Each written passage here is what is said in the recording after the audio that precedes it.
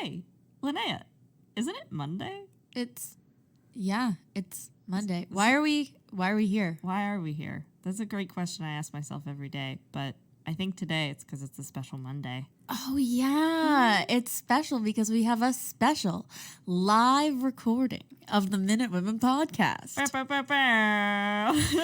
It's fun and it's new and it's different and it's crazy and it's wild.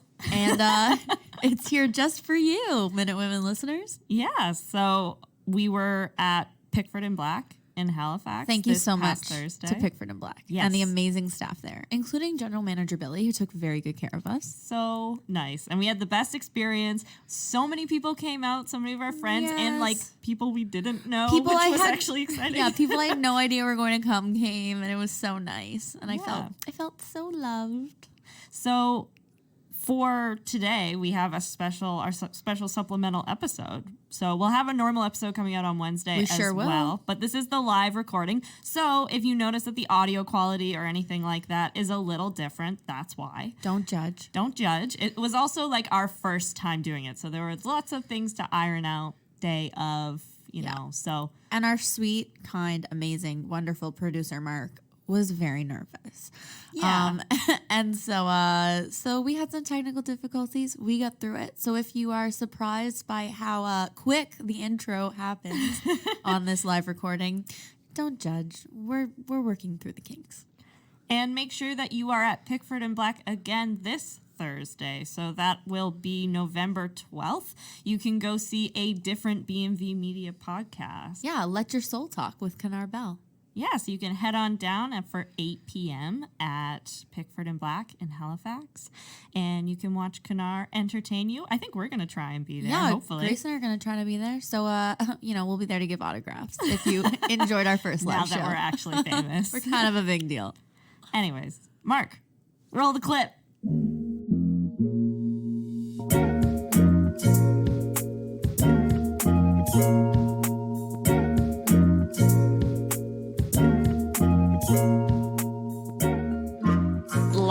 My name is Grace. And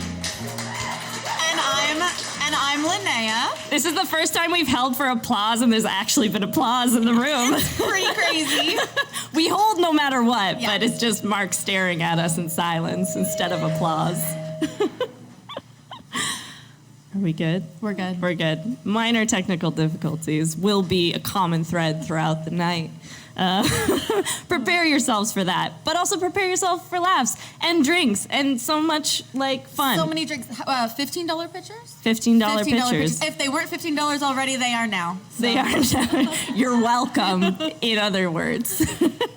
So typically on Minute Women podcast, for those of you who have not listened before, the premise of our podcast is each week we deconstruct a different heritage minute. So the iconic little 1-minute commercials that would be on like CTV, CBC, the common lines, The Canadian history we grew up on. Canadian history. Typically Grace, who is a history major, she's a historian. She's very cool. Actually, she has her master's in history now. She's kind of a big deal. So, applause for Grace. So, typically on our podcast, Grace does tons of research and goes behind the hidden history of this Heritage Minute, everything they couldn't say in the minute. And I come in and do absolutely nothing. And she says that every time she explains the premise of this podcast, and every time I tell her that is not true because the podcast would be horrible it would be awful if I just went in on a vanity, like 1 hour of vanity where I'm like, this is everything I think you guys need to hear. Yeah. Versus Linnea actually bringing comedy and like fun to the podcast. Yeah. So I'm usually here for laughs, but not tonight. She had to do research tonight. I had to be a grown-up girl, and I had to do my own work tonight because tonight we are doing something new and something special. Yes, we're launching a new segment on the podcast. So we're launching Shoulda Been a Minute. So ideas that we think would make great heritage minutes, either because they are significant to Canadian history, but based on what the topics are tonight, I think just because we think they're fucking hilarious. And they are. And they deserve to be known by every Canadian. And they should. Yeah, so for tonight, our minutes that we think should have been are both different from each other, but that's pretty much all we know. That's all we know. We have a vague knowledge of what the other is doing, but we haven't actually listened to all of it yet. Yeah, we ran by briefly what the other person is doing to make sure we didn't come up here with the same premise. And we said a lot of, it's fucking crazy. It's so crazy. It's so crazy. A lot of hands. A lot of hands. We do a lot of hands, which people don't get to see when they listen to us. Yeah. But now you'll get to see all the hands. We're hand talkers. This is Minute Women in 4D. You get to see everything. All of it. There's like a splash zone. You don't know which table it is yet, but there is one out there. It's one of you. One of you. So yeah. I think we've decided that you're going to go first. Yeah, I'm going to go first. Unless you want me to go first. No, I will go first if you want I'm me to. going to rip off the Band-Aid. So, yeah. Can Linnea, I hold it? No, like, can you? I can do it. Okay. God. All right. But can I? So all I know is the title, and the title is Jumbo. Oh, wait. Okay, we're good. Okay, Grace. All right. Tell me what you think should have been a minute. So for my minute that I believe, this is stressful. I've never had to do the research before. I don't usually hold anything. You don't have to hold it like that if you don't want to. No, I think this is okay. Okay. I believe in you. I think this feels good. This feels right. I have so much faith. Okay, I'm ready. That's what she's been telling me all day. Yeah. Okay, so for my minute that I believe should have been, or definitely should be, because there's still time. They're still making time. minutes. Yeah.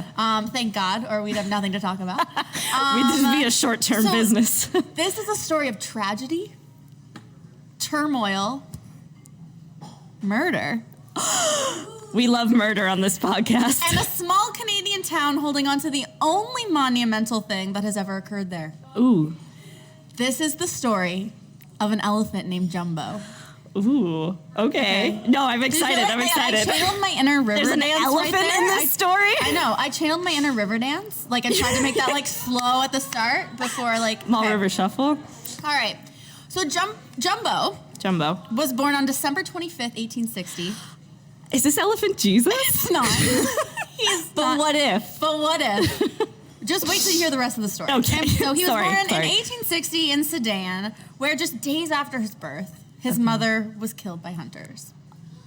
Is this just Dumbo? This is sad. I don't want this. The young elephant was then captured by a Sudanese elephant hunter and a German big game hunter. Now, I couldn't find the name of the Sudanese elephant hunter, but the big game hunter's name was Johann Schmidt. Johann Schmidt. Okay, So- that's the elephant killer. Screw that guy. So Jumbo was sold to an Italian animal dealer and explorer, and soon after, the elephant was imported to France and kept in a Paris zoo called My French is not Common thread on this podcast. So Questionable French. Jardin des Plantes. Jardin des Plantes. Yeah, something like that. Sounds good to me. So in 1865, he was then transferred to the London Zoo, and he arrived on June 26th.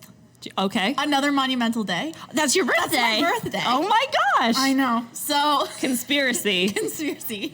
Elephant Jesus arrives at a zoo on your birthday. On my birthday. You're Jesus. No. No. So this is roughly 6 months. And Jumbo, who, might I just add, his name isn't even Jumbo yet. Okay? So this is just, his name isn't Jumbo yet. He's become quite the world traveler. Okay. And in the following years, Jumbo became... Stage Dad Mark is yelling at me. I'm not talking into my mic enough. Okay, so he became quite the world traveler, and in the following years, Jumbo would become a crowd favorite due to his large size and his docile demeanor. That is such a low bar for an elephant. It's like his large size. It's like, well, he's an elephant. But he was also docile, so he was like the friendly giant. Oh, okay. Friendly elephant. Gotcha. Yes. He would actually give rides to children on his back, including the children of Queen Victoria and someone we love very much, a young Teddy Roosevelt.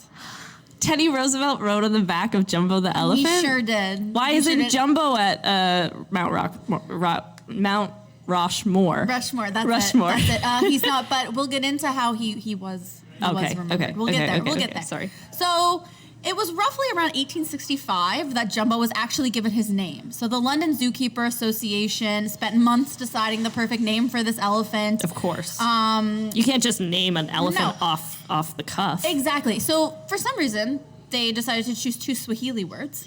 Because that's not where he's from. One, Jambo, which means hello, hi, how are ya?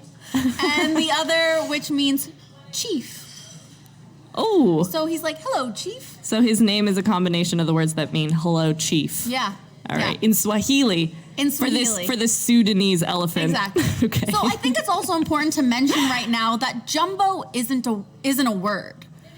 So it's not at this point. So jumbo wasn't in English, it's not a word. In English, it's not a word. So this is the way the word English. It doesn't exist as an adjective. Oh, so like the okay. word jumbo does not exist as like a descriptive word. Like in a the English jumbo language. hot dog. Interesting. I don't know what else we use jumbo to describe. A jumbo jet. Jumbo shrimp. A jumbo which is shrimp. Jumbo shrimp. A great little oxymoron. Condoms. I just realized this just came to me. Well. So anyway, this doesn't exist. So it became an adjective because of how big Jumbo was. So that's kind of how the word. Because he's an elephant. Just to keep that. He's a big boy. Okay. He is about how big? He's about 4 meters tall, 4.5 meters tall, and he's 14,000 pounds. Okay. He's a big elephant. That's a big elephant. I don't know standards for elephants. He's a big boy. But that's bigger than most things I see. We'll get into how it's bigger than most of the elephants that circuses were working with at that time. Oh, okay. Okay, I got you. So in 1882, Abraham Bartlett, the superintendent of the London Zoo, sparked a national controversy. Okay. So this is, I was telling you, we're going to get into some drama, okay? He decided to sell Jumbo. Yeah. So, no, you don't understand. Citizens were devastated. I'd be devastated. That devastation turned into outrage when they found out that their precious, friendly giant Jumbo was being sold to the American entertainer and entrepreneur, P.T. Barnum. That guy's an asshole. Right. P.T. Barnum's the worst. Yeah. Like, if you had to make a list of, like, worst people in American history, I think you can make the case that P.T. Barnum is on the list, hands down. He's on the list for sure. He killed so many whales. I know. And so Anyways. many, and like, yeah, he used, like, people as, like, exhibits and... I gotta say, I'm worried for Jumbo at this point. Okay, you should, just, it gets worse. Oh, God. Okay. So the Barnum and Bailey Circus bought Dumbo for £2,000, which at the time was about $10,000 US. Okay, that's a fair. What was the down payment? Well, I don't know. So the decision came as a result of concerns surrounding Jumbo's growing size, and with that growing size, a potential to cause like danger to He's just a big people. boy. He doesn't need to. He's just a big boy. He doesn't want to hurt He anybody. can't control it. He doesn't want to hurt anybody. He doesn't want to hurt anybody. So the sale of Jumbo sent the citizens of London into a panic. Oh no! So because they viewed this as an enormous loss for the British children and the morale of their like country. So morale of the country. So I love more that. than 100,000 school children wrote Queen Victoria begging her not to sell the elephant. 100,000? Allegedly. This is what I read somewhere. No, I love that. That's how research works, right? Yes. Okay. Yes. Alas, the deal went through, and Jumbo the elephant was sold to the Barnum and Bailey Circus. Oh, okay. Now, Barnum and Bailey Circus was familiar with elephants, but not African elephants, which are much bigger than the elephants they usually had for their shows in Asia. Oh, okay. Do they From usually Asia. have Indian elephants? Asian elephants. Or Asian elephants? Yeah, Okay. so like yes. Okay. Yes, that's correct. I You're know right. continents. You know continents. For a while, it looked as though Jumbo was even going to be too much for Barnum's head elephant man to handle. He has an elephant man? Named William Newman. William Newman, okay. So the deal with the zoo had been that Barnum would be responsible for getting Jumbo away from the premises and down to a ship that was to take him to America. Okay, because you got to get him on the boat. Newman, known to circus folk as Elephant Bill. Wait, right, William, okay. Right, okay. Remember, we talked about this. We talked about this, sorry. So he had worked out what seemed to him a simple plan for doing this. All and right. he didn't expect any trouble at all. But he was wrong because he's a man and he was wrong. He was wrong. Sometimes we don't know what we're getting into when we're going to ship an elephant across the Atlantic. Right. And then, you have to ship an elephant across the Atlantic. Right? So his first step was he decided that he'd get carpenters to make a really big cage. Because Jumbo's a really big elephant. He's Jumbo, if you will. So they built it with reinforced straps and iron, and it ended up looking like... So someone wrote that it ended up looking like a cross between a huge packing case and a small railroad cattle car. Okay. Kind of makes sense. Okay. So the lengthwise beams were inches apart for air circulation, and the cage consisted of iron bars, and these features looked after the ventilation, so they weren't worried about him like not being well ventilated. And they set him up on something that was kind of like a modern like float truck, like for a parade. Okay. And then they would take him kind of down towards the water, and that's where he'd be put on the steamer, the Persian Monarch. That's the boat. Yes. All right, gotcha. So they brought Jumbo out in chains. So this is the day they're going to move him. They brought him out in chains. This is the day they're going to move him, and they brought him out in chains. I know, right? Sad. Okay. So they thought this would make him more manageable. But he's a nice elephant. Right? So this was Elephant Bill's first mistake. Okay. So Jumbo really didn't like the chains. Well, he acted kind of embarrassed, how he did when he was embarrassed to be in chains, and he spent about 3 hours trying to like break them very nervously. Oh, So he was really unhappy. So finally, Matthew Scott, who we're going to talk about, because he and Jumbo become good friends. So Matthew Scott was from the Barnum and Bailey Circus, and he was there. He was an elephant keeper, like trying to kind of help out. So he calmed him with sugary buns, which he found out that Jumbo if really you liked. ever need to calm me down, sugary buns. That's Me how and you Jumbo do have it. so much in common. Right? I relate to this elephant. So sugary buns and reassuring words. Oh, Because how else do you want to be coaxed into a cage? It takes a while, but I'll get in any cage if you give me enough words of validation and comforting words and sweet buns. Right, exactly. Yeah. So things were going okay at this point. Okay. But this is kind of when Bill ran into like his second mistake. Mistake number two. Mistake number two. So Bill was convinced that this whole contraption was strong enough to hold Jumbo's weight. Not Dumbo. Jumbo. Very confusing. Okay, but I'm guessing it's not. It's not. Oh, no, it's not. So Jumbo walks up and he touches the plank super lightly with one of his enormous feet. So his feet were like, I think his feet were like a yard and a half in circumference. Oh. So he's big. And he absolutely refused to venture any farther. He's like, no, dude. Like, I'm a big boy. Like, I'm too big. So he absolutely refused to go farther, and no amount of sweet buns, which I actually found out were terrible for elephants' teeth. So like it caused them some tooth decay. I mean, it doesn't sound like it would be good for them. Probably good. He wasn't eating all those sweet buns. Okay. But anyway, Scott couldn't get him to budge, and a couple hours later, he was taken back to the elephant house for the night. They're like, "It's not happening today." So sorry, we're still in England, right? We're still in England. This dude hasn't even gotten over the ocean yet. Oh no. Oh So man. he's not, no. So goddamn. This was on so that happened February 11th. So a week before the Persian Monarch was set to sail for New York. So Bill was like, this is cool. I set myself up with lots of time. Yep. Everything's going to be fine. And so early the next morning, he'd have Scott lead Jumbo down to the dock on foot. And he'd like have them followed at a discreet distance by the hauling cage. Okay. And he felt that Jumbo was like, once he was clear of the zoo, once he like didn't see his previous zookeepers or anything, he'd be good to go and he'd get into the cage. Okay. Guess what? Bill was wrong. Bill was wrong. Mistake number 3. Mistake number 3, Bill. Elephant Bill. Don't call yourself that. Don't call yourself Elephant Bill if like the one job you have associated with that nickname you cannot fulfill. Right? So the next day they get up and Jumbo leaves his pen without protest. Jumbo's like, okay. See what you, just try. We're traveling. We're going. So he lumbered peacefully along the zoo paths as far as the gate that opened onto the street. Okay. But then halfway through he stopped and he tested the paved surface of the road just like he had tested the book because he just didn't know because he's such a big boy. Well, he's just an elephant. He just didn't know if he would be able to carry him. But I mean, it could.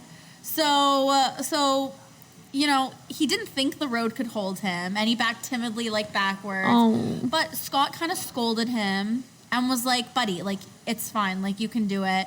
And Jumbo, like, whimpered and, like, jumped kind of pathetically and was like, oh, okay. Like, I'm a bad elephant. I trust you. But then he kind of, like, touched, like, Scott with his trunk and then went down onto his knees in front of him. And so, like, that kind of melted Scott's heart. Scott was like, okay, this elephant, like, trusts me now. Okay. So this is, like, Jumbo's like, okay, I trust you, Scott. But then Jumbo rolled over and laid on his side, and he laid still. About 6.5 tons of a movable, like just elephant. That's just like hanging out a there. kid in the grocery store that doesn't want to leave. Exactly. Just, like, lay down. Jumbo's acting like a little baby kid. I am an immovable object. So Scott gave up, and he spent like 3 hours with Jumbo just being like, okay, I understand. This isn't what you want. Finally, Jumbo got up. He patted him on the head. He got to his feet, and he just went back to his pen. Okay. He was like, I'm over it.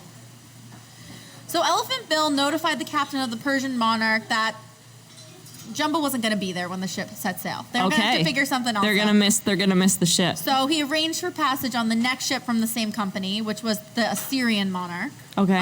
Which was going to leave on March 25th. All right. So they'd chosen these ships because they were apparently very large and had a lot of room for like livestock and animals. Gotcha. And I'm assuming they have nothing to do with the country of Syria. No, probably not. All right. So Bill and Scott engineered a plan that included lots of snacks and some rope, kind of like a leash. They were going to try and do like a leash thing instead of like chaining them up. They were like, that might work better. Okay. I get the snack thing. Yeah. So, again, It's they not get working him out out. the street. They close the door. This elephant's not going to budge. Like, he's a Okay. little kid in the grocery store and doesn't want to leave. Doesn't want to go. He laid in the dust for about 24 hours, despite the urging of all zookeepers. But this time, Okay. Jumbo eventually got to his feet and he marched to the boat. Weeping women and children lined the way.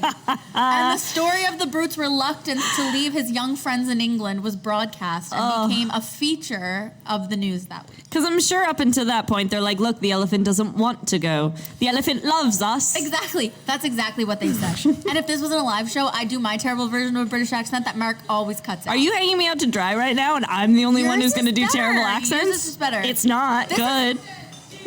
No, not right now.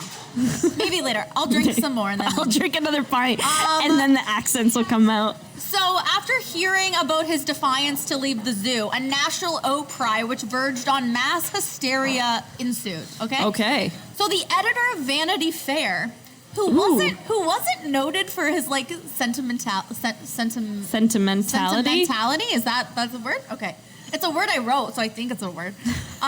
He wrote, tempted by Barnum and his miserable 2,000 pounds, the Council of the Zoological Society have had the inhumanity to sell Jumbo into American slavery. And what year is this? This is like 1835, I think. Okay. 1835? Yeah. So like slavery's still a thing. Oh, yeah. So and this they're is- like, this elephant These needs are to be big treated words. better. These are big words. Yeah. Oh, wow. So he then announced he was opening a Jumbo Defense Fund with £5 out Jumbo of his Defense own Fund. pocket.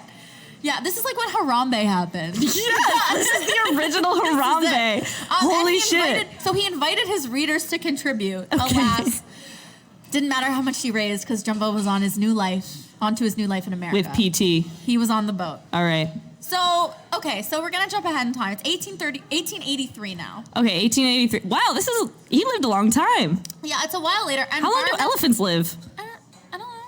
Oh, sorry. No. I specifically This asked is you not a to biology ask me. podcast. This is not a biology This is not a podcast. biology podcast. So Barnum has a pretty sweet show lined up with his headliner Jumbo, okay? Like Okay. things are going well for him. The performance includes some I had to include this because this is funny.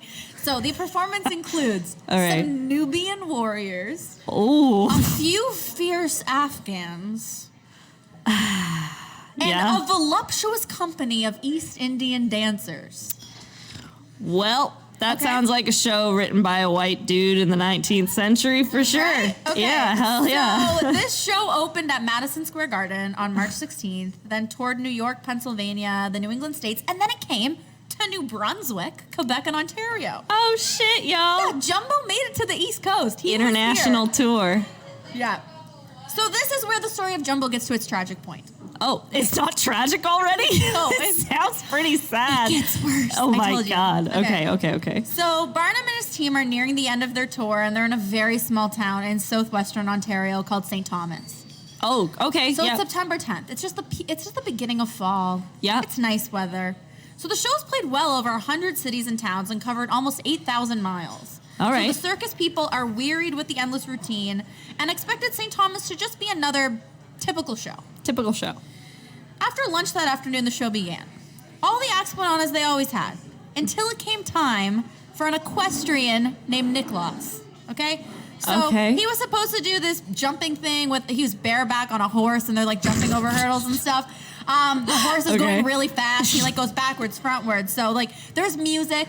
The music's getting faster. This and horse faster. can do everything. It goes forwards. It goes backwards. Yeah. It goes side to side. It does. So it does all the things, and he does it bareback, no saddle. No Wild. saddle. Whoa. Okay. So.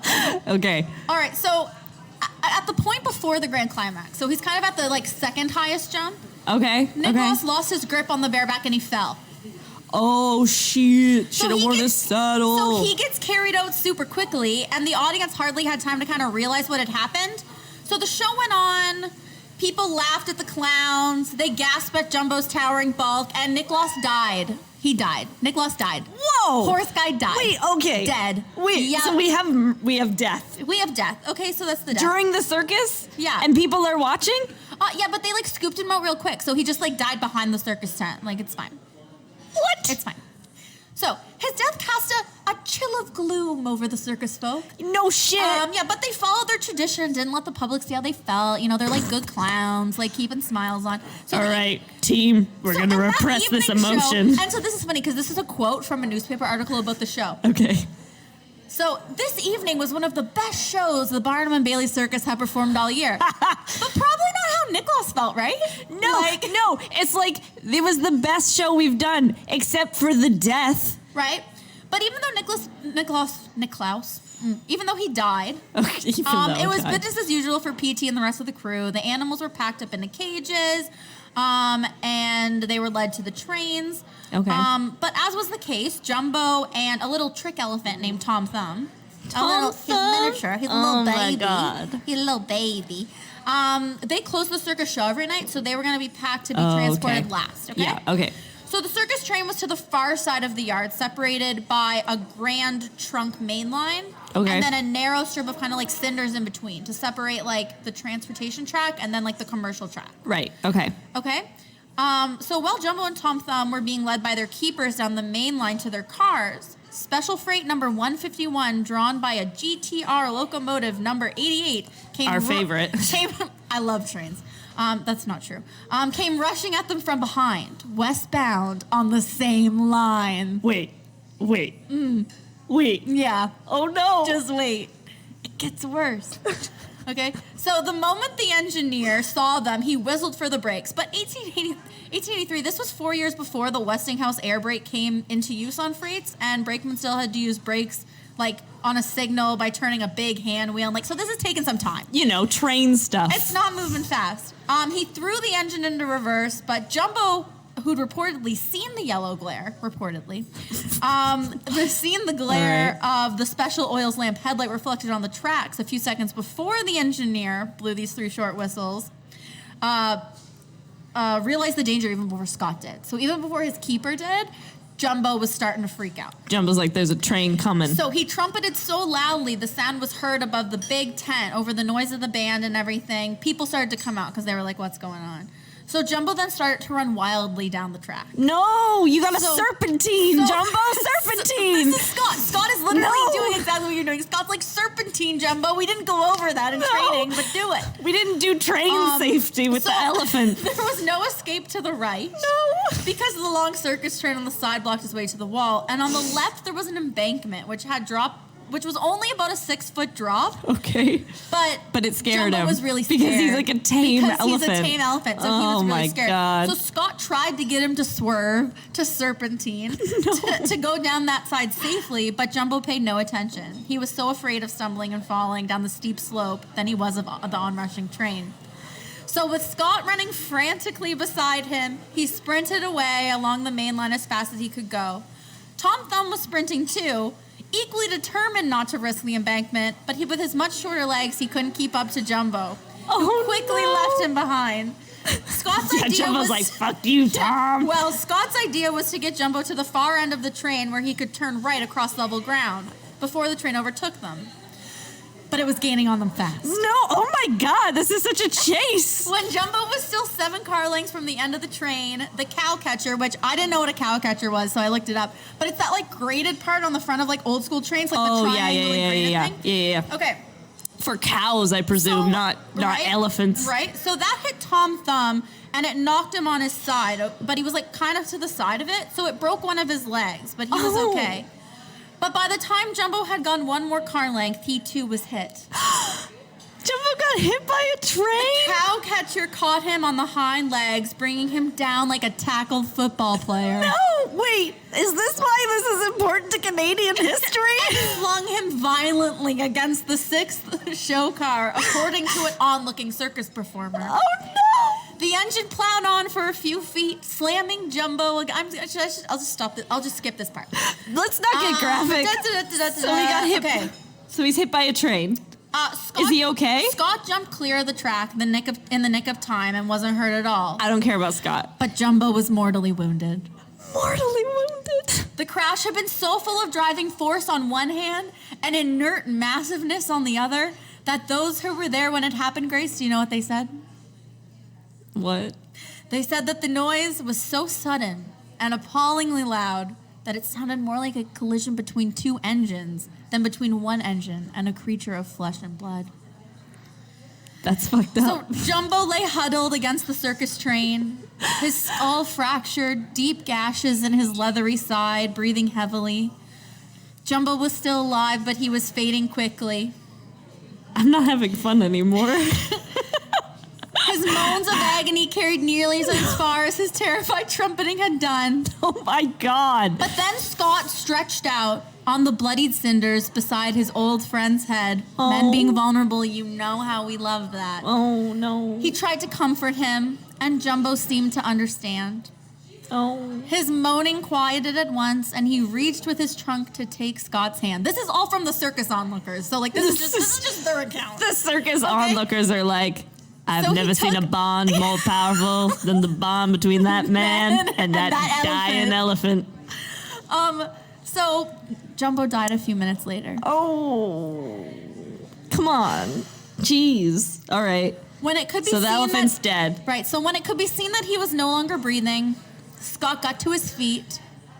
He dusted off his pants and looked at the crowd. I don't know if he dusted off his pants. That's what one would do, I think, if you were laying next to a dying elephant. But anyway. It's what a good man would do. He'd get up and he'd got to his feet. Steely blue eyes. He looked at this crowd of railway men and circus performers and others that had gathered. And he turned his back, Grace, and he began to cry. Oh, no. Like a child, reportedly.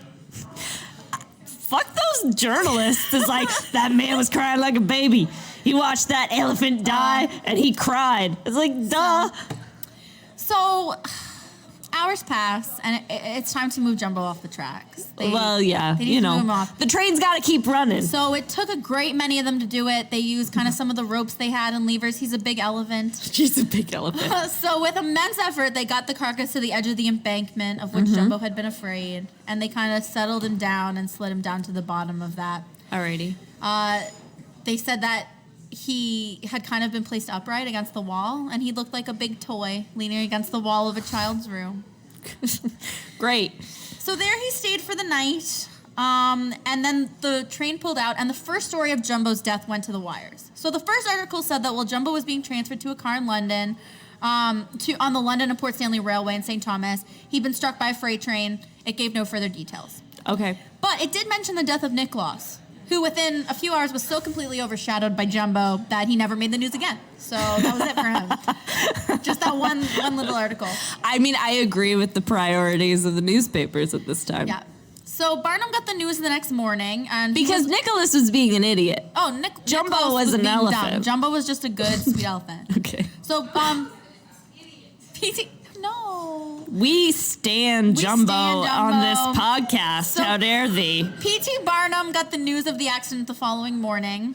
And Okay. reporters who interviewed him said that he was plainly affected, but it was equally plain that his grief hadn't kept him from exercising his matchless talent of showmanship. Matchless. So the loss is tremendous, he said. I don't know. How do you think P.T. Barnum? He was played by Hugh Jackman in the most recent movie. I'm trying to channel my inner Wolverine, but No, I feel like he talks like this. because he's Australian. Well, Not Hugh in real Jackman life. is, Hugh but not Jackman P.T. is. Barnum. P.T. Barnum's not. P.T. Barnum talks like this. We got an elephant in the show. It's going to be exciting. So it's going to be he bring your said- kids. We got lollipops and popcorn. Exactly. That was great. That was a great Mid-Atlantic. Hello, my baby. Hello, Yeah, my that darling. So he said the loss is tremendous, but such trifle never disturbs his nerves. His first thought he told the reporters. Because he's making it about him. His first thought, he told the reporters, was that many of the thousands who were counting on seeing the giant beast, the largest living creature in the world. So he was disappointed that they wouldn't be able to see him, basically. Yeah. Okay. So he hires a professor, a taxidermist, to go back to... Oh, my fucking God. Because P.T. Barnum... They're going to taxidermy an elephant? P.T. Barnum wants to taxidermy. He wants to stuff it and then take the skeleton and have that at his show. If this stage was easier to leave, I'd walk out. On me? Not on you. On the story. You could flip the table. Okay. You want to try? No. We're good. Okay. I think Mark would be mad. I think Mark would be so mad. I don't think that's a good first impression. Okay, so they decide that they're gonna skin him, they're gonna taxidermy him, and they're going to put his bones onto a display. Can I add a side story in this brief second? Oh, please. I had a professor at St. Mary's, great professor if she's listening to this, but she had a collection of Victorian taxidermy. You told me about her. Yeah, and like I had a peer who house-sitted that house for her, and she's just like, you've never slept in a room surrounded by taxidermy birds and bears and like... Yeah, that's creepy. Yeah, no. Taxidermy kind of freaks me out. I think taxidermy, we don't need it anymore. No. We have holograms. Why would we taxidermy? We have computers. Who needs taxidermy? Yeah. Anyway, sorry. Keep going. No, it's okay. So they decide they're going to do this, and they have all of the kind of like... They have to get the police in because there's a lot of people there's like butchers and people coming because they're going to help. But the police are like, okay, we just have to kind of like keep this all kosher for right now. People are trying to steal the ivory that's left on his tusks and things like that. Oh my God, there's ivory hunters. Wait, this St. Thomas? St. Thomas? Well, but people think it's cool, right? It's kind of like it's a big deal. Oh my God. So at 1 o'clock, so this warden who is going to, who's the taxidermy specialist. Okay. He and assistants and the local butchers begin their work by kind of like dismantling this elephant. Dismantling the elephant. It's hard. It's traumatic. You know, dismembering it.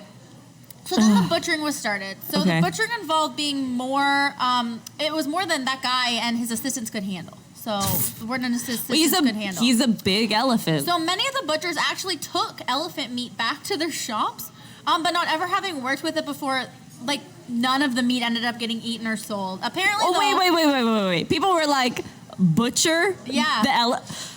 So then they're like, but apparently... Do you have no class? Do you have no sanctity? Weeks later, you could smell butchers trying to smoke and cure the meat because they couldn't figure out what to do with it. And so, like, St. Thomas was just riddled in, like, cooking elephant. Holy shit. It's weird. So that's horrible. Since Barnum wanted the skeleton as well as the hide, every part of the animal. The bones had to be dissected. So when this part of the job was finished, late in the afternoon, the remains were heaped on a funeral pyre. So they were going to have a little funeral for him. Okay. And he was cremated. Okay. Late in the afternoon, and then the funeral pyre was sent across the St. Thomas. Within a few hours, the ashes of Jumbo and the cordwood were intermingled in the dying glow of the fire. So they just kind of like trolleyed him along like St. Thomas, so people could like see the dying elephant. There could be if this was a heritage minute, Gregorian chant as like, this elephant is escorted off of the rail. Yeah. Just like that. Yeah. It would be a very somber heritage minute. It would be like the heritage minute, the Saudi. The Saudi, where it's just like. Yeah, the sound of Canadian suffering is a Gregorian chant for some reason. Yeah. So that's where the story of Jumbo ends, with P.T. Barnum and his circus, okay? Okay. But that's not where the story of Jumbo ends in Canada. Okay. The people of St. Thomas, Ontario made the life and death, mostly the death, of Jumbo a tourist attraction. Oh, they're capitalizing on this elephant death. Still prominent today. Hey guys, we murdered an elephant, and now we're gonna do more with that. So a life-size statue of the elephant was erected in 1983 in St. Thomas to commemorate the centennial of the elephant's death. The centennial, okay. So it is 5 Remember that meters, time we fucked up?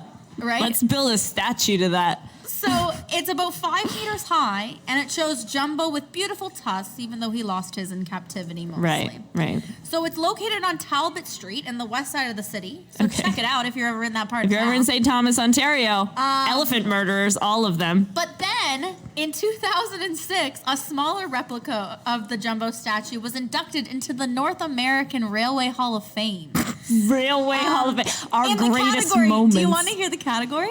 Absolutely. Railway art forms and major events. Okay? Was it an art form It was or a major event? I assume a major event. I love it's like we artistically murdered this elephant so good. So it holds like a local significance in Ontario's provincial heritage, which is why it should be a part of our heritage, which is why I think it should have been a minute. Should have been a minute. Yeah. Is that the story? That's it. That's the story of Jumbo. Thanks. I am so proud right now. I am so proud because, let me tell you, Linnea, she always says she never does anything, which is not true. But Linnea doesn't research for these. And this whole week, she's just been like, it's not going to be good. It's not going to be good. It's not going to be good. That was freaking excellent. Thank you. Okay. Stop. But like, don't stop. But like, stop. Don't stop, but stop. Okay. I'm feeling comfy now. I'm feeling good. You're feeling good? You're feeling good? Is alcohol's everybody feeling hitting. good? Are you all Is feeling everybody good? having a drink? Everyone's Yeah. having a good time? Yeah. Good. Okay, Okay, good. awesome. Excellent. That was That cute. was We cute. said That it at the was same sweet. time. Okay. It's like we've done this before. So now it's time for my should have been a minute, something that I believe should have been a heritage minute. Mark, how are we doing for time? We're good. We're all good? Okay. He doesn't know. He's drinking now. We're running a little late, but mine's a little shorter than Linnea's, so it should be I'm fine. sorry. Grace was all like 1,500 words. How many words did you say? I was like, mine's about 1,800 words, which is about half of what I normally do for an But I was episode. And freaking Linnea out. turns up with like more than I'd normally write for an episode. I was like, oh, you went in. I was stressed. I It's was okay. nervy. We're having a good time. We're having It's a all great good. time. I'm having a great time. So I kind of I think there's a theme to our episodes because you chose animal abuse. Yeah. And I chose child abuse. Dark, So and twisty. My choice for what I think should be a heritage minute is the Dionne sisters or the Dionne Quintuplets. Quintuplets. You know this one. My Nana has a picture of the Dionne Quintuplets next to all the baby pictures of her grandchildren. Because I love that. this is a thing that women in that time were obsessed with, apparently. Yeah. Multiple births were wild. Yeah, anything more than twins, that was national news at the time. Yeah. So this is the story of the Dionne Quintuplets. Essentially, they are a set of quintuplets born, and then they all live to adulthood, and that was super exciting in the 1930s. Which I think the moral of the story is ultimately that the past was boring. The past was people boring. were so amped that there were quintuplets born in Ontario. But That it was national news. But I can't imagine that there's a lot of sets of natural born quintuplets.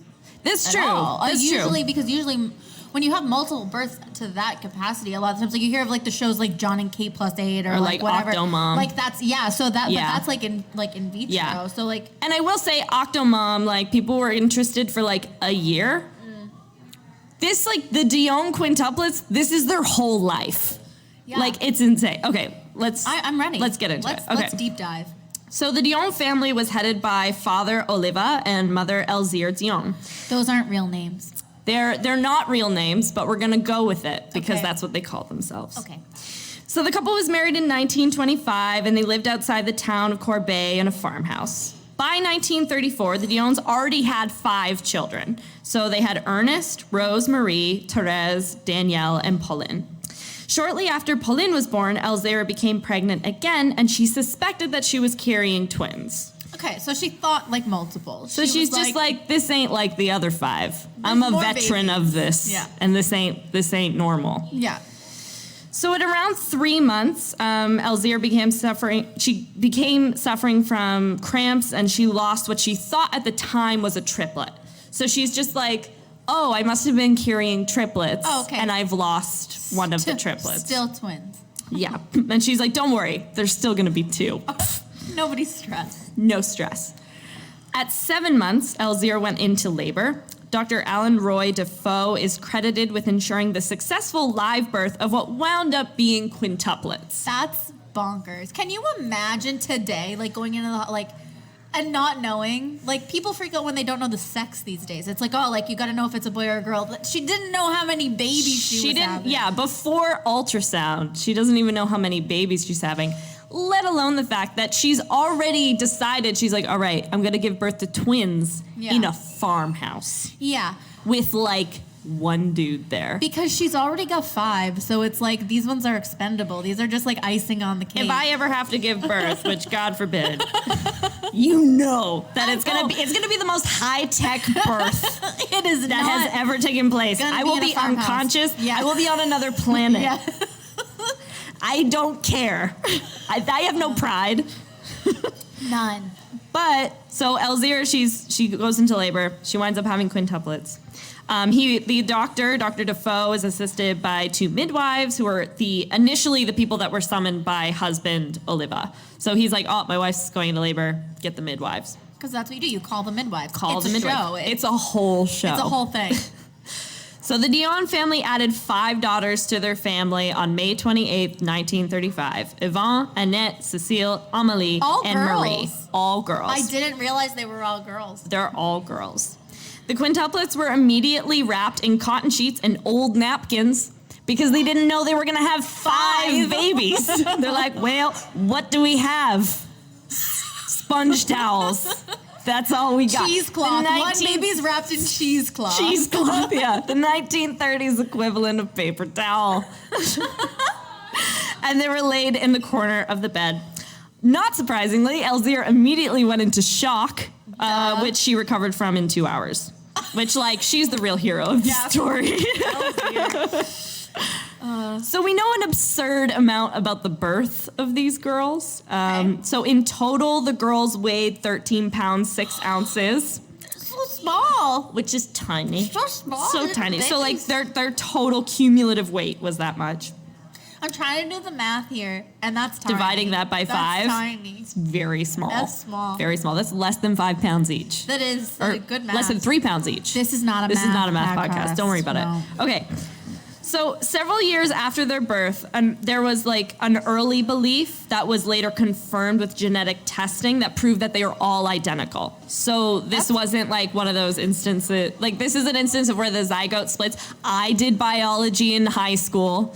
And I the zygote bio at that. Worldwide. We even know which girls shared embryonic sacs. Because people cared about that stuff, and they're like, let's put that in newspapers. People want to know. They need to know. How did they become famous? Like, how did people know about them? So we'll get into it. We're going to get into it. We're getting there. So shortly after their birth, the babies were kept in wicker baskets that were borrowed from the neighbors, and then they were covered in heated blankets. Because they're like, you know that time I gave you a cup of sugar? Literally, yeah. I literally got 5 freaking babies. Like, hey, can I have a wicker basket to put my baby in? Because I've got 5 of them. Because I now have 5.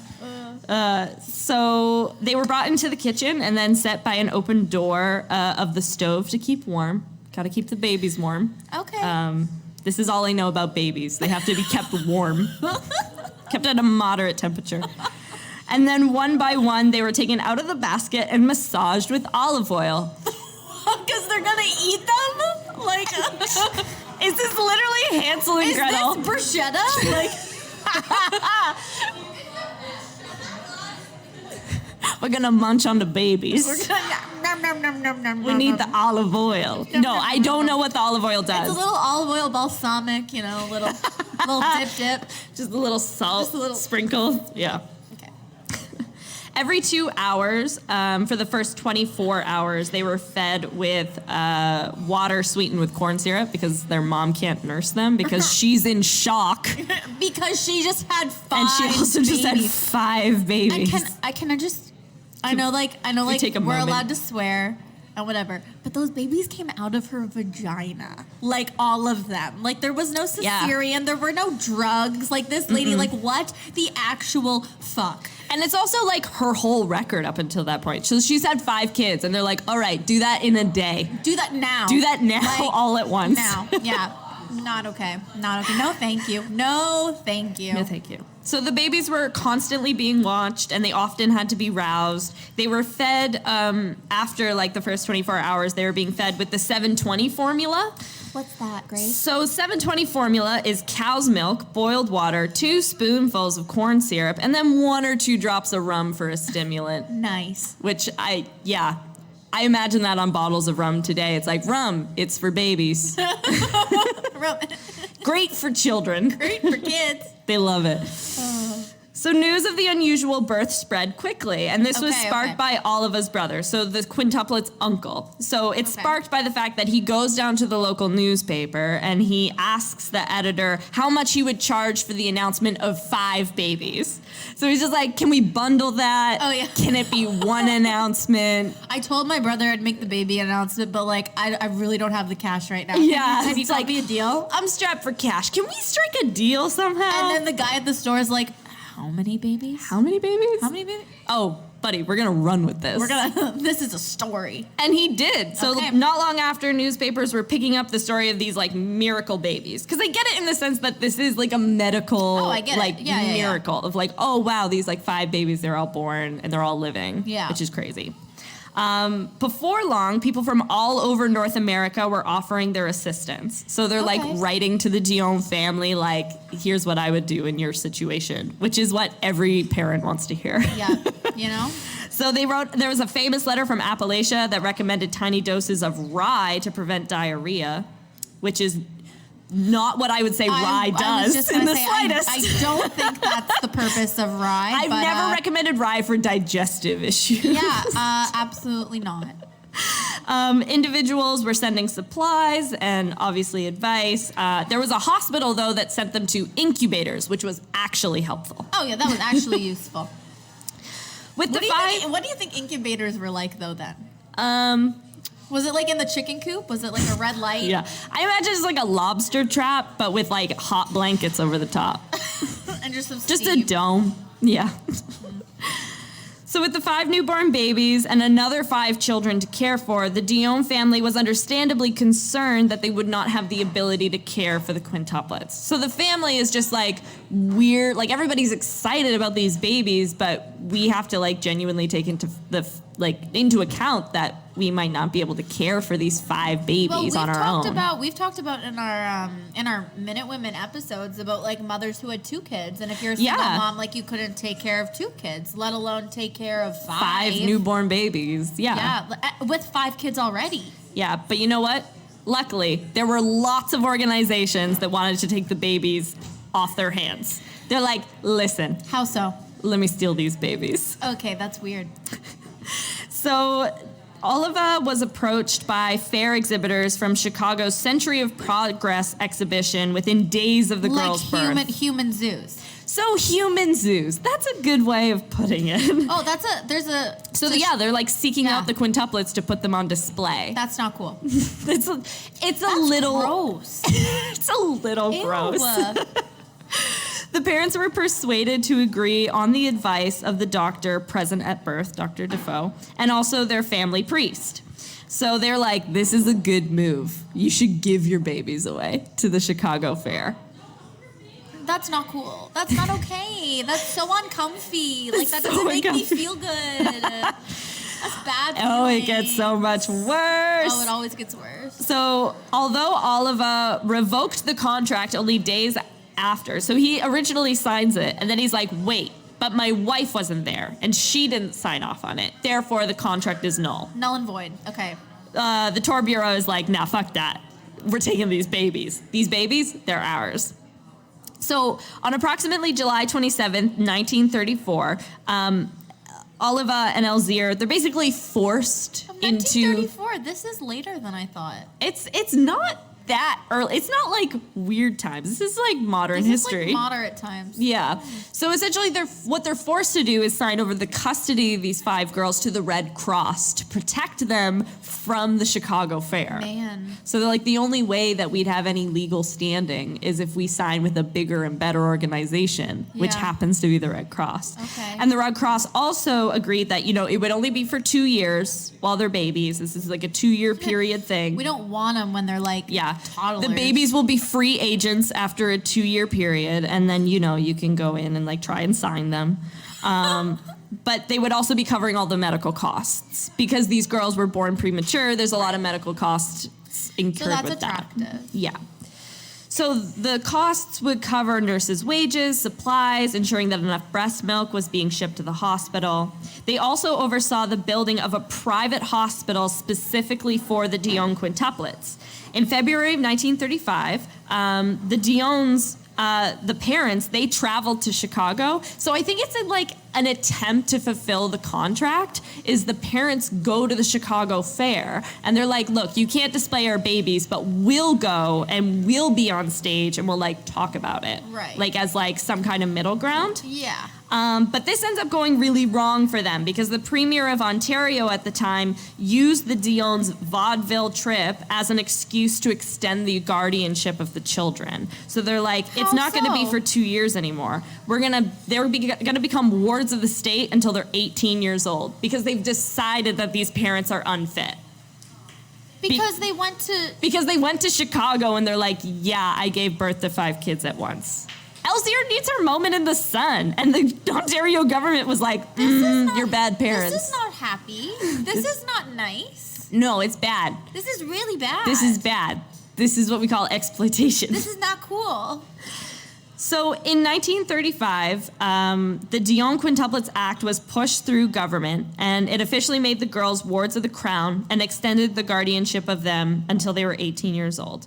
And Oliva, the father, he sits on the board of guardians. Okay. But he rarely attended meetings because he felt like his vote was always going to be overshadowed by the 3 other people that were on the committee. So there's 4 guardians, and they're all government people. So he's just like, it doesn't matter what I say. They're always just going to go against me. So the stated reason This is happy. This is a fun. super happy episode. So the stated reason for removing the quintuplets from their parents' legal custody was ensuring their survival and protection from promoters. So under government guardianship, the girls were highly exploited by the Ontario government because the government recognized that there was a public interest surrounding the girls and proceeded to capitalize on it. Oh, no. No applause. Oh, okay, Not sorry. nice. Not nice. So across the road from their birthplace, the Defoe Hospital and Nursery was built, which also, fuck that guy. Yeah. It's, named after the doctor instead of the girls that lived there. So there was a really nice family that moved to Lunenburg for a short period of time when I was a kid, and they were the Defoes. They were from France. Willem? No, not that one. Okay, never mind. The son's name was Thibaut. He was the first boy Thibaut I ever loved. Defoe. You fell in love with a boy named Thibaut? His name was Thibaut That's the real Defoe. story. He was Thibaut French. Defoe. He was good at soccer. Yeah, he was. Yeah, he was. He was French. He was French. Of course he's good at He was soccer. so French, and he was so sweet. And I loved him in the 4th grade. But then he moved But away. then, alas, he moved back to France? to Bordeaux. Oh, Yeah. heartbreaking. The love that could have been and never was. I'm so sorry. Thank you. You're welcome. Thank you. Continue. Okay. So the girls move into this hospital that's specifically designed and built for them. And how old are they roughly at this point? So at this point, they're about 5 months old. Man. So they lived there until they were 9 years old. Okay. The compound had an outdoor playground designed to be a public observation area. That is not okay. It was surrounded by a covered arcade, which allowed tourists to observe the sisters behind a one-way screen. Ooh. It was the facility was funded by the Red Cross fundraiser. So they look like this is big fundraiser, and they're like, hey, you like these girls? You can help them live in a hospital that's also a prison. If you give us some money. If you give us a little money for $1 a day. Oh, then you can In the Arms of let an Angel these- by Sarah McLachlan starts playing. Yeah. Yeah. This was before TV, but radio commercials. Oh boy. Oh boy. Oh boy. The sisters were brought into the playground 2 to 3 times a day in front of the crowd. Yeah. So the hospital itself is a 9-room nursery with a staff house nearby. The staff house held 3 nurses and 3 police in charge of guarding the girls, while a housekeeper and 2 maids lived in the main building with the quintuplets. The police are for the vigilantes who realize this is insane and like might want to try to steal the girls away. Or the from kidnappers who this are looking life to nap some kids. Oh yeah, those people. Bad. Yeah, Bad bad news. people. Bad news bears. To add to the prison vibe, there's a 7-foot barbed wire fence around the prison. Babies I can mean get hospital. out. That was a genuine mistake. Slip of the tongue. Slip of the tongue. You're funny even when you don't try to be. Stop. Okay.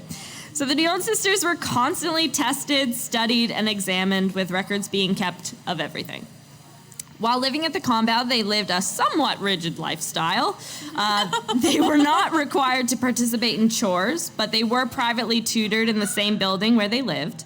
Okay. Cared for primarily by nurses, they had limited exposure to the world outside the boundaries of the compound, except for the daily rounds of tourists, who, from the sisters' point of view, were generally heard but not seen. So it's a one-way screen, so they can't actually see the tourists, but they hear them on the That's other so side of the creepy. glass. Now, do they ever get to see their siblings? On occasion. So on occasion, the family is allowed to visit the girls, but that's literally their Oh my only God, outside contact. Like, they that's never leave the so compound messed up. because the girls are a business, so they have to be there 7 days a week.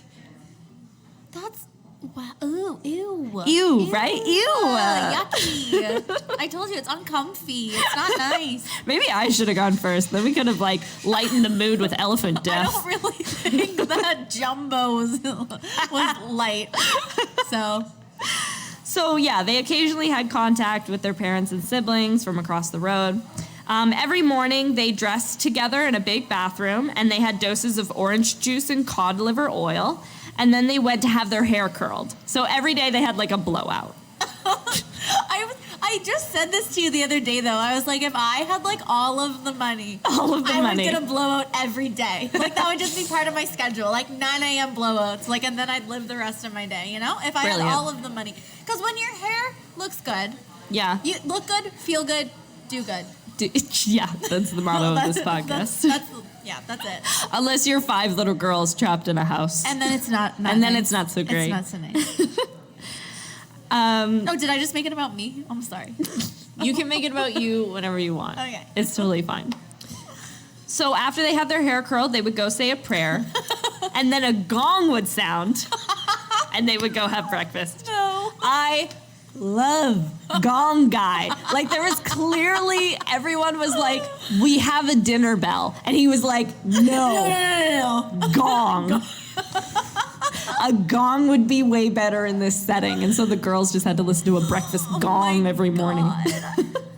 They had a very strict 30 minutes to eat their breakfast, and then the table would be cleared. Man. And then at 9 in the morning, they would go have their morning inspection from Dr. Defoe. Like A medical inspection. every day. Every day by Dr. Defoe. Every month, they had a different timetable of activities. So throughout the day, like, other than having to go to the playground to, Yeah. like, be ogled at, you know, there's, like, other stuff they do. Like what? Learn shit, I imagine. Oh, okay, all right. You know, So they're like learning. arts and crafts. This month, Sure. we're learning songs. I'm sure their arts and crafts weren't dark and morbid at all. Yeah, you know, I don't know. Who's to say? Who's to say? This month, we're doing Christmas angels. And next month, we're doing, you know, impressionistic self-portraits.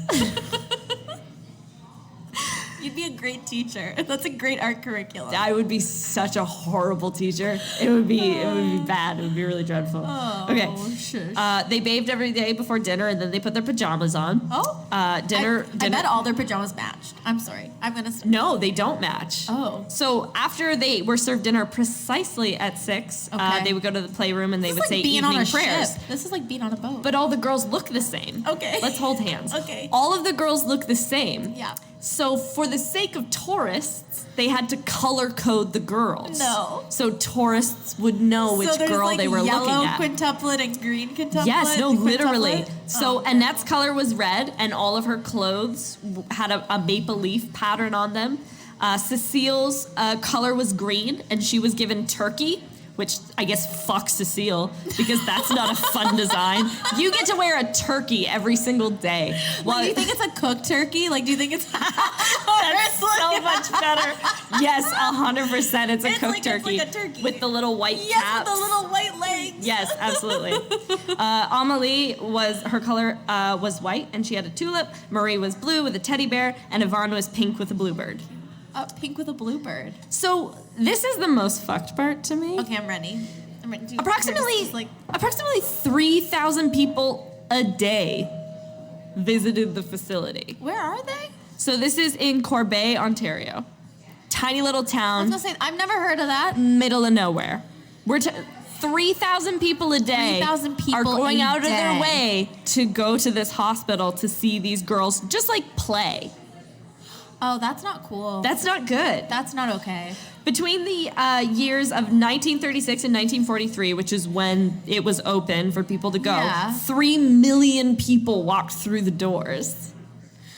No. No. That's so gross. Why?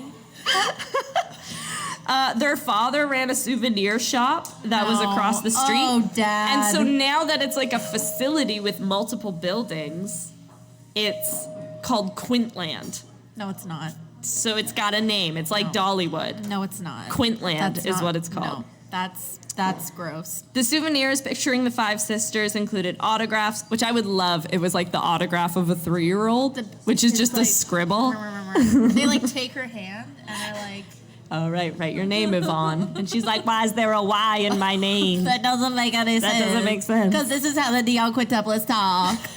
With the hands. Why not? Why not? But it also was framed photographs, spoons, cups, plates, plaques, candy bars. My Nana had the spoons. So my Nana collects like the little silver spoons. I love that your Nana was part of this. Women over like 70 collect. I don't know why. They just do. And she has these little silver teaspoons and she has the Dionne Quintuplets on them. That's so good. Yeah. There were dolls, postcards. Also available for free were bins of stones that were just collected from the area, but people were like, shut up. No. These rocks are good for fertility. No. So the bins were emptied every day. No. Every day, tourists would take a free rock and they'd be like, "Don't lie to me. I want to have quintuplets." No. I'm not lying to you. I would never lie to you. I know. I know. The quintuplets brought in more than $50 million in total tourist revenue to Ontario. Quintland became Ontario's biggest tourist attraction of the area, surpassing the Canadian side of Niagara Falls. More people visited this than Niagara. The Niagara Falls. The Niagara Falls. The falls. The one. The one, the only. The one that you're supposed to know. Yeah, with the barrels that people... With the barrel. This is the same time frame. So people that lady's going barrels. down in the barrel and the Dionne Quintuplets are getting more They're bringing in more people. Yeah. That's wild. Hollywood stars would come to visit them. So Clark Gable, James Stewart, Bette Davis, Mae West. No. All people who visited Quintland, including Amelia Earhart, who visited just 6 weeks before she went missing. Shut up. Stop it. I will not. But so are they cursed? Maybe. Maybe. I don't know. I don't know. I didn't know that. This is not a conspiracy theory podcast. It could be, though. It should be. Maybe it will be. We're rebranding. It's a rebrand mark. This is a rebrand mark. Sign us up for a new podcast. So their likeness and images sold lots of different products. They sold Caro corn syrup and Quaker oats. Quaker Oats. I said that really funny. You did. It's fine. It was it's precious. just a beer. It was cute. They promoted the sale of condensed milk, toothpaste, disinfectant, many other products. And the girls even starred in Hollywood films. Like what? It was like there were like 2 films. They weren't particularly interesting. That's fine. It's mostly like they were just shown. But then they were also like referenced a lot. So like it was a huge cultural reference of the 1930s to be like those 5 girls from Canada. Like what's a cultural phenomenon right now? Like Do you want me to fill in the blank for your Maybe. your analogy? Like flossing? Is that a thing the kids still do? I don't know. I'm not hip. I think maybe like the WAP dance is the new floss, but not because it's not for children. Like the yeah, the dance. Yeah, this one. This one. Yeah. Yeah. So they're like, yes, okay. Yeah, basically that relevant. The moral of the story is just like as Cardi B on the floor. Got it. that exactly. But the past is just so boring. Like I imagine that being a headline for a week. And then it being like, okay, yeah, there's like 5 girls born. You're telling me. This is until they're like 10 years old. People give a shit into it? and pay money to go see it. No. Yes. No. Yes. That's not cool. That's the story. So in 1939, Dr. Defoe had resigned as guardian, and Oliva was gaining more support to have his family reunited. In 1942, the Dionne family... the souvenir shop wasn't going so well. He's like, all right, I'm over it. It's like, well, these other big, high, fancy souvenir shops came into town, and now I can't make any money. In 1942, the Dionne family moved into the nursery with the quintuplets. With the 5 other kids? So with the 5 kids. So now they're all living in the same 10 place. Kids. The girls at this point are like 8 years old.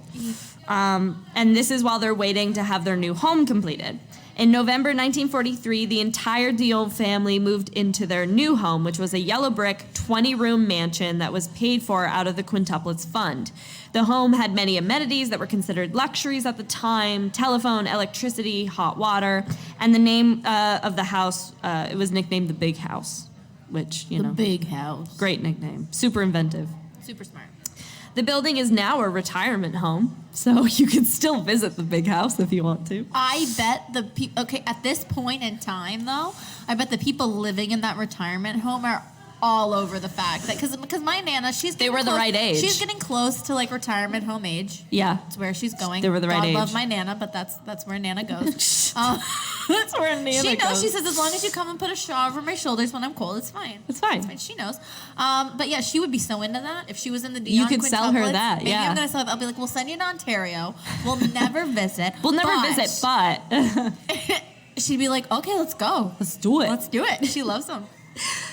So while the parents claimed that they wished to integrate the quintuplets into the family, the sisters frequently had to travel, and that was to perform at various functions. Whoa, hold up. They have a stage act? So they have a stage act as well. So What they'd is that? essentially just go. It didn't give a whole lot of detail about what this. I imagine it's them going to like science exhibitions and stuff. Oh, and being see- like, look, we're still alive and we all look the same. I was picturing like, Danny Kaye and Bing Crosby in White Christmas. I was picturing like full The routines. girls coming out Yeah. at the end with the end tutus. yes, exactly. Yeah, That's what I was 100%. picturing. Yeah, 100%. Great movie, by the way. I'm super Excellent excited I movie. get to watch White Christmas soon. White Christmas and Christmas Story, because Yeah. those are the two things that we classics. watch We do- with our we watch, families. yeah. Yes. Anyways, all the girls still dressed identically because the family also doesn't know who they are. So it's just like you Yeah. also now still have to dress your like color-coded Because way. we literally don't know who you are. Because we don't know who you are. Do you think they ever switched it up just for shits? Like, do you think I they were ever love like that. I hope they isn't did. that funny? I hope they did. It's like, I'm going to wear blue today. I bet they Oh, did. it's going to fuck with people. It's gonna fuck with the doctor. Yeah. Well, that's a great laugh. Thank you. So, according to the accounts of the surviving sisters, the parents often treated them as a 5-part unit and frequently lectured them about how they were such a trouble to the family. So the parents are also not nice to them after they move back in. Screw those guys. That's in addition to the physical abuse that they suffered at the hands of their mother and the sexual abuse that they suffered at the hands of their father. Oh, I was gonna say the doctor, because like the fact that he needed to do medicals every single day. Yeah, I That's don't a know. bit off to me. They don't claim anything against their doctor, but they do against their father. So the quintuplets left their family when they turned 18 years old in 1952, and they had little contact with their parents after that. The Probably smart. Three of them went on to marry and have children, while the other 2 sought careers, one in the church and one in libraries. Amelie, Oh. she died when she was 20. Like your mom. Wait. My mom didn't die when she was 20. Oh my god, but, no, your mom was a librarian. my mom, I was sorry. she works with libraries. This is true. Yes. Dean of libraries. died when she was 20? Yes. So Amelie, she goes into a convent But she was suffering from seizures. So She was pink with the bluebird. yes, I believe so. Good year. I know my twins. So she was suffering from seizures, and as she was in the convent, and she was asked to never be left unattended because she was like, I might have a seizure and I might need help. Oh, no. But the nun who was supposed to be watching her thought she was just asleep and went to mass, and then Amelie had a seizure and she rolled onto her belly and she was unable to lift her face from the pillow and she suffocated. Oh my God. In 1970, Marie was living alone in an apartment. Wait. Are they all gonna die? Just wait. Okay. So Marie was living alone in an apartment, and her sisters were worried because they had not heard from her in several days. The doctor went to her home and found that she had been dead for several days in her apartment due to a blood clot in her brain. Oh, God. Annette and Cecile both wound up divorcing by the 1990s. And around that time, the three surviving sisters all moved in together in a suburb in Montreal. So that's cute. As of December 2019, Oh. there are two surviving sisters, Oh. Annette and Cecile. Yvonne passed away in 2001, but Annette and Cecile still live together. Okay. So we still have the Dionnes among us. That's nice. They're still there. So the girls they led very private lives as adults. Okay. But there was like one event that they were like, we're gonna break our code of silence. In 1997, when a family by the name of McCoffney had septuplets. 7? Yes, so Yeesh. 7 kids. And so they wrote an open letter to the press. And the open letter states, Dear Bobby and Kenny, if we emerge momentarily from the privacy we have sought all of our adult lives, it is only to send a message to the McCoffney family. We 3 would like to know we feel a natural affinity and tenderness for your children. Aww. We hope your children receive more respect than we did. Their fate should be no different than that of other children. Multiple births should not be confused with entertainment, nor should it be an opportunity to sell products. Yeah. Our lives have been ruined by the exploitation we suffered at the hands of the government of Ontario, our place of birth. We were displayed as a curiosity 3 times a day for millions of tourists. To this day, we receive letters from all over the world. To all those who have expressed their support in light of the abuse we endured, we say thank you. And to those who would seek to exploit the growing fame of these children, we say beware. We sincerely hope a lesson will be learned from examining our lives, how our lives were forever altered by our childhood experience. If this letter changes the course of events for these newborns, then perhaps our lives will have served a higher purpose. Sincerely, Annette, Cecile, and Yvonne Dionne. Oh, that's so sad. Yeah. And that's the story of the Yvonne, That's or it. Dionne Quintuplets. Yvonne and the girls. Yvonne and the other ones. and the sisters. Yeah. Wow. That's what I think should be a Heritage Minute, because apparently that was like definitely think that should be a heritage all the minute. hype in the 1930s were these 5 It girls. was. Well, it was also, I failed to mention, my grandmother who was obsessed with them, who was also going to the home, it's the same nana. Her mother was triplets, and one of the triplets okay. died, and so her mom was 2 identical twins. So she feels a And natural so they felt affinity like an for these affinity girls. for these girls. That makes and sense. her mother did as well. So it was like just That's kind of fair. an understanding of Yeah. that. So yeah, but I think I like that one. It's a good. I liked yours. Thanks. I think Jumbo needs more like And time in the sun. Jumbo was alive like before Dumbo, so one can only assume that like Dumbo That's where they got came the name from. Jumbo, yeah. Yeah, 100%. Yeah. Anyways. But anyways, Well, we didn't reverse how to close this show up. no, we but, weren't. We didn't practice that. didn't prep I this really part. never thought we'd get this far. But I think we should start by thanking Pickford and Black oh yes, for thank hosting you this so wonderful much event. to Pickford and Black. Pickford and a podcast is going to be a regular thing. It is. It's So going to be a thing. You can come back next Thursday to see another podcast live here at Pickford and Black. And then we would also obviously like to do a big thank you and a big shout out to our usually unseen, but tonight he's here, producer Mark Boudreau. Hey! This Mark messaged us this morning and he's like, I'm so nervous. Mark It's messaged like I'm a us. father. He's like, I feel like your dad. Like, I'm so nervous I'm right so now. nervous and for I you. was like, Mark, like- thank you. Like, this is not what I need right now. We'll be like 3 pints in by the time we're up on the stage. That's It's what going to be Grace kept fine. telling me. Grace was like, everything's fine. Like, you're fine. Like, yeah. She was right. Grace was right. Everything was fine. It was great. You did great. I'm so proud of your story. Oh. You did a great job. I'll go fucking You're going to cry. replace me. I'll go fucking cry. cry. Yeah. Who needs you? All right. See ya. Anyways, yeah. Thank you so much to everyone who came out tonight. It was really, really fun. Yeah. We hope to do this again pretty soon. Yes. So thank you.